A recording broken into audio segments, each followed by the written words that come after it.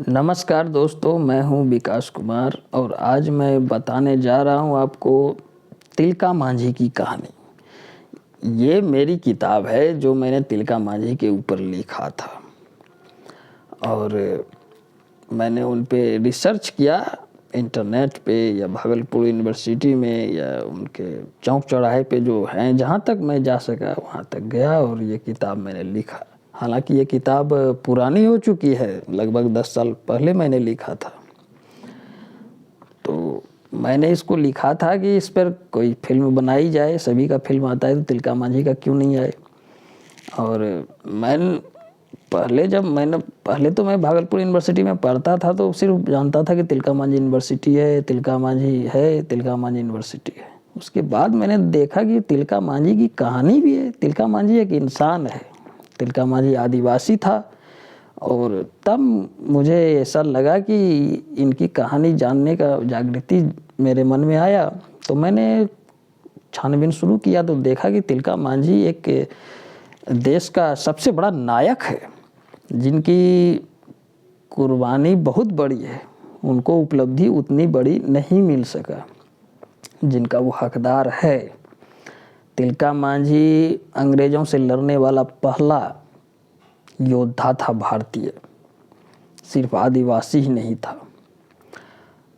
कहा जाता है कि मंगल पांडे 1857 ईस्वी में पहली क्रांति का शुरुआत किया था, आज़ादी के लिए पहली लड़ाई लड़ी थी। लेकिन ये 1789 ईस्वी में अंग्रेज़ों से लड़ने वाला पहला योद्धा था। पहली क्रांति की शुरुआत तिलका मांझी ने ही किया था। कहा जाता है कि राजपूत बहुत लड़ाकू प्रजाति होता है। सही बात है, राजपूत भी लड़ाकू है, उनका भी बहुत बड़ा इतिहास है। लेकिन राजपूत से कहीं बढ़ के आदिवासी ने अपने आप को साबित किया है। लेकिन वो जंगल के भीतर लड़ाई लड़े थे या बाहरी दुनिया के उतना टच में नहीं थे, इसलिए उनका इतिहास थोड़ा गुमनामी के अंधेरे में है। जहाँ भी देखिए आप, झारखंड में देखिए बिरसा मुंडा, सिद्धू कानू, बिहार में तिलका मांझी। तिलका मांझी की लड़ाई सबसे पहली लड़ाई है अंग्रेजों के खिलाफ। तो आजकल ऐसी बात नहीं है कि आदिवासी जंगल में रहते हैं, वो गरीब हैं और शिक्षित हैं, वैसी कोई बात नहीं है। आदिवासी जो है वो बहुत लड़ाकू प्रजाति के लोग होते हैं आज भी, लेकिन वो आधुनिक दुनिया से उतना जुड़ना नहीं चाहते क्योंकि उनको जंगली परिवेश में, स्वच्छ वातावरण में, पर्यावरण का जो पहाड़ी इलाका है, जंगली इलाका है, जो आनंद है, प्राकृतिक सुख है। यहाँ आप गीजर पे पानी गर्म करके नहाते हैं, वहाँ देखिए कि पहाड़ों से गर्म पानी खुद निकलता है। तो आदिवासी प्राकृतिक प्रेमी था, इसलिए वो जंगलों में ही सीमित रह गए। हालांकि आजकल आधुनिकता में आदिवासी का भूमिका आ रहा है, जैसे कि द्रौपदी मुर्मू जी आज भारत के प्रथम नागरिक हैं। एक तरह से कहा जाए कितनी सादगी है उनमें, और धीरे धीरे वो भी आ रहे हैं, अपने आधुनिकता से जुड़ रहे हैं। लेकिन आदिवासी, ये जो तिलका मांझी की कहानी है, ये मैंने बहुत रिसर्च करके जहाँ तक जा पाया था गया और लिखा। ये कहानी, इस कहानी में मैंने लगभग 6, 7, 8 कविताएं भी डाली है। मैंने ये कहानी बनाई थी कि इस पे फिल्म बनाया जाए, लेकिन मैं कोई बड़ा राइटर या डायरेक्टर तो हूँ नहीं जो वहाँ तक पहुँच सकूँ। इस कहानी को लेकर मैं बहुत भटका भी, लेकिन कोई फ़ायदा मुझे नहीं मिला। मुझे लगा था कि तिलका मांझी का नाम आना चाहिए सबसे आगे, लेकिन जहाँ तक हो सका मैंने किया। तो तिलका मांझी की कहानी जो है वो अंग्रेज़ों से लड़ने वाला पहला भारतीय योद्धा था। आदिवासी क्या है? कहा जाता है कि भारत में, बहुत सारे इतिहासकारों ने कहा है कि हजारों साल पहले भारत में आर्यों का आगमन हुआ। मूल निवासी यानी आदिवासी, भारत का मूल निवासी यानी आदिवासी।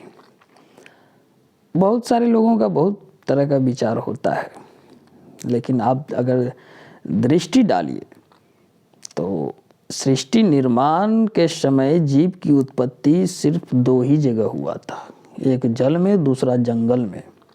जलीय जीव मानव विचारधारा से अलग है, लेकिन जंगल में पाए जाने वाले जीवों में मानव सर्वश्रेष्ठ रहा, जिन्होंने अपने साम दान दंड भेद या सर्वश्रेष्ठता की नीति से अपने आप को आधुनिकता की चमक धमक वाली दुनिया बनाई। लेकिन इन सब में आप देखिए कि आदिवासी ने इनकार किया, ये आधुनिकता की दुनिया, ये काल्पनिक दुनिया, ये भ्रम की दुनिया, इतनी मानव ने अपने मस्तिष्क निर्माण से जो दुनिया बनाया, बड़े बड़े मॉल हैं, हवाई जहाज चलते हैं, लेकिन आदिवासियों को अपना जंगली परिवेश या सांस्कृतिक सभ्यता इतनी प्यारी थी कि उन्होंने इन सब पे ध्यान ही नहीं दिया। ये भ्रम की दुनिया से वो आज भी अलग है। हमारे क्षेत्र में भी बहुत सारे आदिवासी हैं, हालांकि ये पहाड़ी क्षेत्र है, पहाड़ी क्षेत्र में आदिवासियों की संख्या काफ़ी है, लेकिन आज भी वो अपने जंगली परिवेश में बहुत खुश है। यहाँ हम लोग नहाने के लिए पानी गर्म करते हैं गीजड़ में, उनका देखिए जाके कि पहाड़ों से खुद ब खुद पानी, गर्म पानी निकलता है। ये प्राकृतिक सौंदर्य है। और हम यहाँ बात करेंगे तिलका मांझी की। तिलका मांझी हालांकि यहाँ पे आर्यों का आगमन हुआ, फिर मुसलमानों का भी आगमन हुआ, लेकिन ये सभी लोग क्या थे कि यहाँ की मिट्टी से जुड़ गए, यहीं बस गए, तो इनकी खुशियाँ गम सब यहाँ के हो गए, यहीं के लोग हो गए, ठीक है चलो रहो। लेकिन इसके बाद जो यूरोपियनों का आगमन शुरू हुआ था, पुर्तगालियों का, फ्रांसीसियों का, अंग्रेज़ों का, जिसमें अंग्रेज़ों ने अपनी सत्ता कायम कर ली। अब बात ये था कि अंग्रेज़ के सामने लगभग सभी भारतीय घुटने टेक ही दिए थे, कुछ एकाध छिटफुट खड़ा होते थे, लेकिन लगभग घुटने टेक दिए थे। अंग्रेज़ों ने यहाँ पे कब्जा कर ही लिया था। तो यहाँ पे हम देखेंगे कि सभी अपने अपने दायरे में ही रहा, आर्य लोग, मुसलमान लोग, ना ही आदिवासियों के कार्यशैली में उन्होंने हस्तक्षेप किया, और ना ही आदिवासियों ने ही इन लोगों को कोई दिक्कत पहुंचाई। लेकिन यहाँ पे हम देखते हैं कि अंग्रेज़ों ने धीरे धीरे अपनी ललचाई नज़र जंगली परिवेश में भी ढूंढने लगा, जहाँ पर हम देखेंगे कि उन्होंने आदिवासियों को बेकार की दृष्टि से देखा कि ये लोग बेकार हैं, और उसको गुलाम बनाना, उनसे मन मुताबिक काम लेना शुरू कर दिया। और यूरोप में या यहाँ की जो कीमती लकड़ियाँ थी, उस समय अंग्रेज़ों ने रेलवे परिवहन का संचालन शुरू किया था, तो उनको लकड़ियों का अभाव था, क्योंकि उस समय पटड़ियाँ जो है लकड़ियों पर ही बिछाई जाती थी। तो यहाँ लकड़ी बहुत ज़्यादा मात्रा में मजबूत लकड़ियाँ पाई जाती थी। तो अंग्रेज सिर्फ यहाँ दोहन करने आए थे, वो यहाँ बसने नहीं आए थे। उनको इस मिट्टी से कोई लगाव नहीं हुआ, और वो सिर्फ यहाँ की संपत्ति ढोने पे पड़ गए। धीरे धीरे वो जंगलों का सफाया करना शुरू कर दिया, आदिवासियों को गुलाम बनाना शुरू किया। तो वहीं पे जब आदिवासी को आप परेशान कीजिएगा, तब तो जान का दुश्मन बन जाएगा। तो वहीं पे तिलका मांझी अपने आप को खड़ा किया अंग्रेज़ों के सामने। और तिलका मांझी लगभग 1950 में जन्मे थे तिलका मांझी, और 1985 में उनको फांसी दे दी गई थी। भागलपुर में एक तिलका मांझी चौक है, वहीं पे बरगद का पेड़ आज भी है, और उसी बरगद के पेड़ की एक डाल से उनको लटका दिया गया था, फांसी दे दी गई थी। तो तिलका मांझी जो थे, गुरिल्ला युद्ध का सहारा लेते हुए अंग्रेज़ों को कई जगह परास्त किया था। सिर्फ वो छोटी सी क्रांति ही नहीं किया था, लगभग 1789 ईस्वी में उन्होंने क्रांति की शुरुआत की और 85 ईस्वी में उनको फांसी पे लटका दिया गया। यानी कि 6 साल तक उन्होंने खूब क्रांति की, जिसमें कई जगह गुरिल्ला युद्ध के माध्यम से अंग्रेज़ों को परास्त किया था।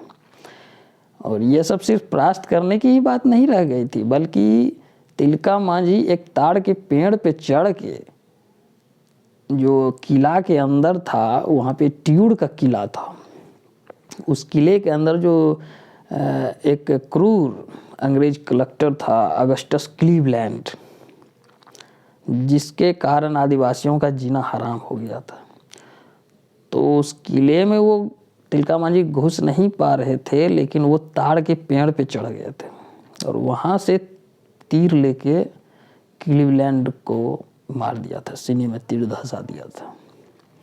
तो ये बहादुरी का एक प्रमाण है। इससे बड़ी क्रांति उस समय नहीं हुआ था, लेकिन उनकी क्रांति ज़्यादा लाइट में नहीं आ सका। आज भी तिलका मांझी को बस भागलपुर तक ही सीमित रखा गया है। एक यूनिवर्सिटी है, उनका चौक है, ज़्यादातर लोग उन्हें जानते भी नहीं हैं। तो उस समय की क्रांति थी, आदिवासी लोग थे, गुमनामी की ज़िंदगी जी रही थी, पहाड़ के कंदराओं में युद्ध चला था, तो ज़्यादा लाइट में नहीं आ सका। सरकार और परमाणिक युद्ध मंगल पांडे को ही माना जाता है, युद्ध का नायक मंगल पांडे को ही माना जा रहा है। लेकिन पहली क्रांति अंग्रेज़ों के विरुद्ध लड़ने वाला, वो भी आज़ादी की लड़ाई उन्होंने लड़ी थी, सिर्फ अपने लिए नहीं बल्कि देश के लिए, उनका ये मानना था।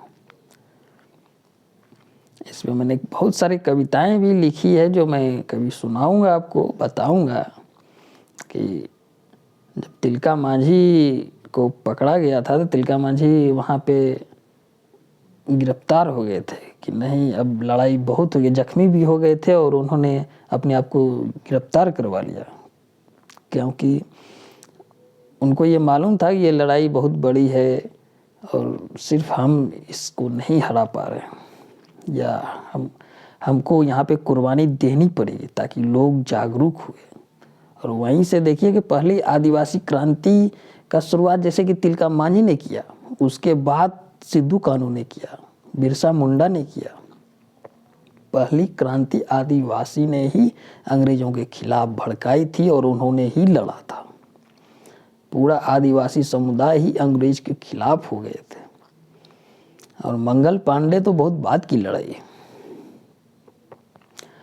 तो यहाँ पे सिर्फ हम एक कहानी तो बहुत लंबी है, संक्षेप में सुनाना पड़ता है। किताब पढ़ने का तो अब समय रहा नहीं किसी के पास, तो अपना किताब का सारांश 10-15 मिनट में सुनाइए तो लोग सुनेंगे, वो भी नहीं सुनेंगे।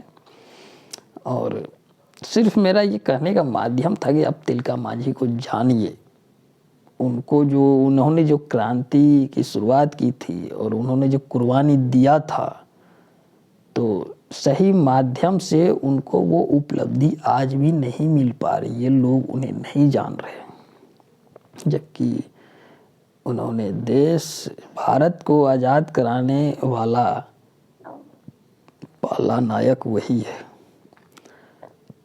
और वो आज भी जनमानस में उतना नहीं जाने जा रहे। तो इसके बारे में हम कभी आपको कविता सुनाएंगे।